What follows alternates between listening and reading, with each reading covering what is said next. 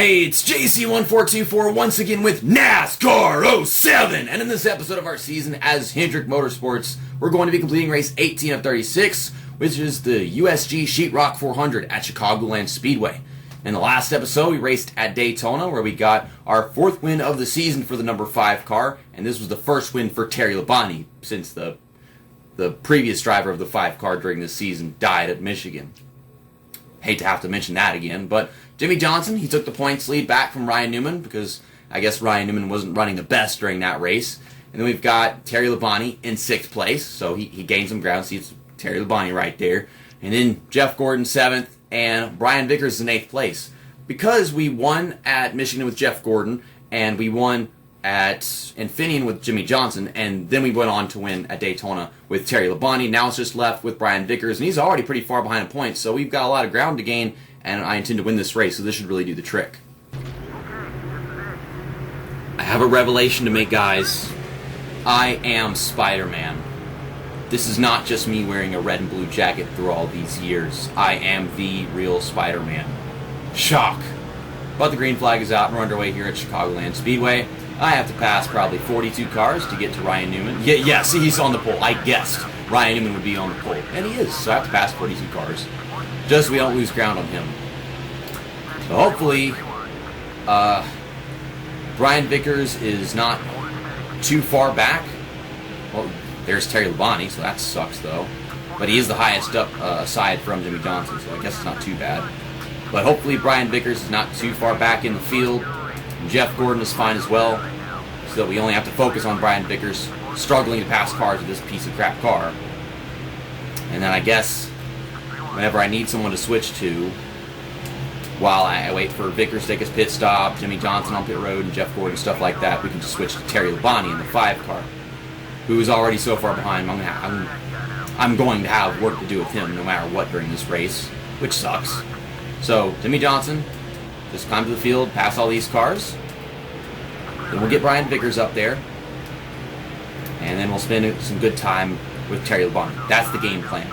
Already made it 2.5 laps into this race. And oh my gosh, I am driving all over the place to get around you guys. O'Reilly's Auto Parts into turn 3. That was loose as all shit. We're going. Jamie McMurray, you ain't stopping this, bitch. You get out of the way. Move, bitch. Get out the way, bitch. Get out the way, bitch. Get out the way. Brian Vickers is running, is that 11th?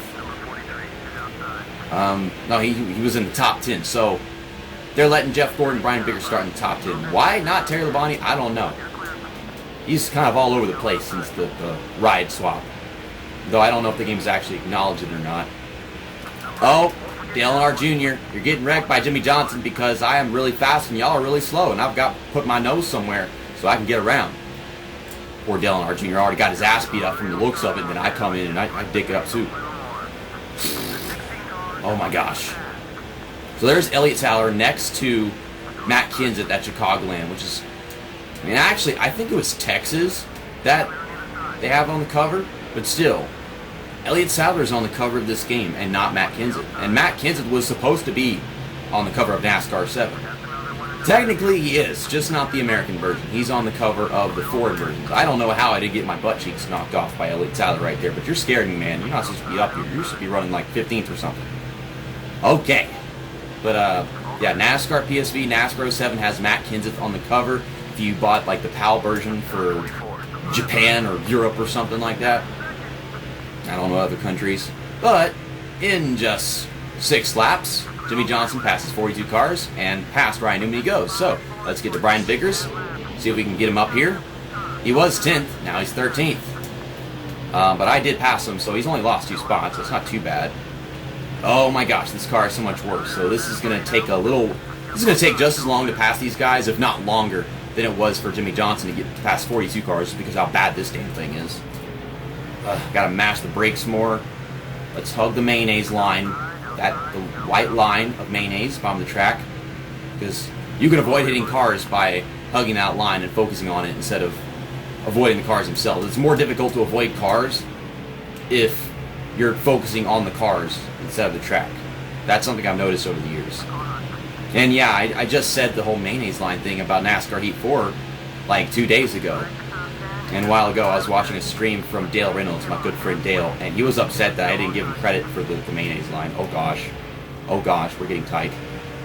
So, I guess that means this video is titled Dale Reynolds, not scripted whatsoever. Nope. Because we're all talking about this mayonnaise line, but I can't say that and not credit Dale Reynolds. So this is the Dale Reynolds video. Which is funny because it was at Chicagoland, the Core League, where he ran over the white line at the very beginning of that race in the first season, and then he just brake checked the whole field, wrecked everybody. And then me too in the same race. I sped into pit road while dominating it and then threw it away. I was going to win at Chicagoland in the Core League, for those who do not know.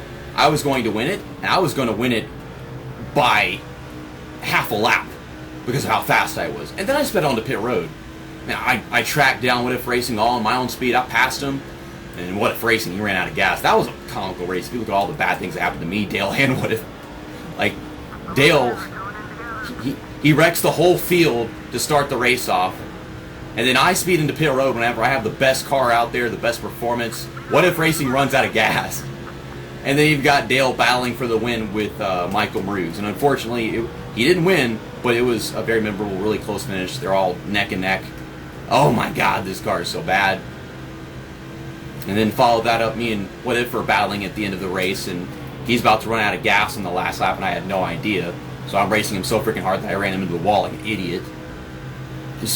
That was a race of clownery, but it was a good race. In my opinion, it's still like one of the best races they ever had in the Core League. Would like to come back in the third season. For those who do not know, I wanted to run the second season, but I didn't do a good job of contacting them about it. Okay, so yeah, Ryan Newman's still leading, hasn't pit. Jeff Gordon and Jimmy Johnson have gone down pit road, which means they should come out ahead because they're going to have more laps on the fresher tires. Which means we're going to lead this lap with Brian Vickers right here. And I'm going to switch to Jimmy Johnson because he's got the best car. He's the one that I feel the most safe with. Okay, buddy, let's do it. The controller's not vibrating. Yeah, so he's perfectly fine. He's right behind Brian Vickers anyway. Brian Vickers is still staying out a lap, which sucks because he's going to be staying out on those really worn tires. Man, just never really know what to do. The thing is, if I switch to Terry Labonte, who I don't even know if he's pitted yet, and I guess he has because he's still not going down, then his car is not as good as Jimmy Johnson. So if something bad happens to him, I can't count on being able to get back to the field. So I'll like take these crazy precautions. Yeah, but there goes Brian Vickers down. And I guess we'll switch back to Brian Vickers once he comes off pit road. Hopefully not too far behind. So I mean, he's not going to have the lead, but he's going to be pretty close to it. So I think we can make this happen. Now I just got to wait for him to actually get on the track. And he's going to be behind quite a few cars because of all the people that are up to speed already as well. But we'll switch to him right here. Come on. Come on. Damn it, game. Let me go. There we go. Controller is not vibrating, so we're perfectly fine. And of course, whenever I tell them to give me control of the car, it just stops turning, even though I'm turning. I wasn't on the gas, it just stops. I have to pass all these cars in only a few laps. And Terry Labonte is just not going to finish good in this race. I can't have all my drivers finish good in a race because they don't qualify good. Because I pass all these guys, Jimmy Johnson, all on my own, and then you got one of the guys on my team just can't qualify well, so they never get up there. They can't do it on their own. I can, and heck, I get them up there, and then they'll start dropping back again. Like in Brian Vickers' case. I climbed to the field, and I got to climb to the field again. I'm probably not going to win this race because Jimmy Johnson is so far out. Brian Vickers sucks! Ugh! Vickers! Vickers! I fucking hate you! You suck! Just dealing with the music. Sometimes you just gotta roll with the music. Rolling with the punches. All the Brian Vickers punches. I can't turn! Jeff Gordon, for the love of God, pass Elliott Sadler. You're Jeff Gordon. How do you not know how to pass Elliott Sadler? There, go in there. Stick it in there. Go all the way in. Hardcore. Or not. You can just drop back in behind him. I've been sitting back behind Matt Kenseth for several seconds, and I have not been able to come anywhere near him. I can't focus any more than I already have. This Intimidator thing's not affecting him whatsoever. I hate the stupid fucking driver.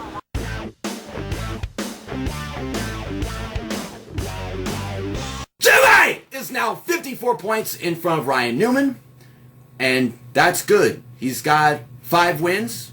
Good for you.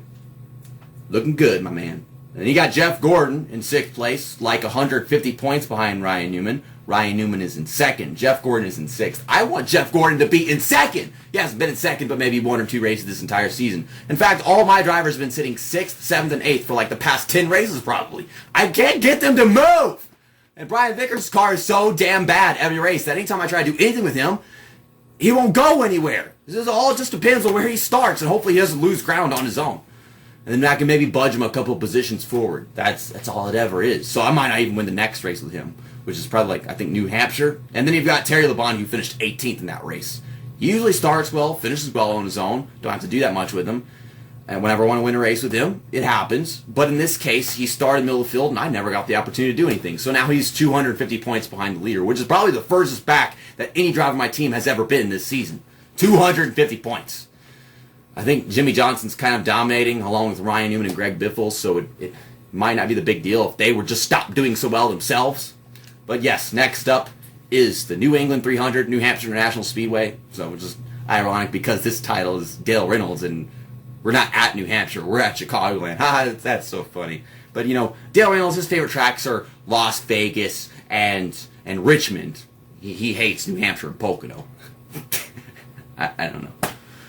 I like New Hampshire. This is one of the easiest tracks in NASCAR 06 and in a bunch of the NASCAR games after, I guess, 2005. So, can we go there and have nothing but good things happen to me? Hopefully I don't hit the speed bump off of turn 4 on the apron. See you next time. That's that, and episode over.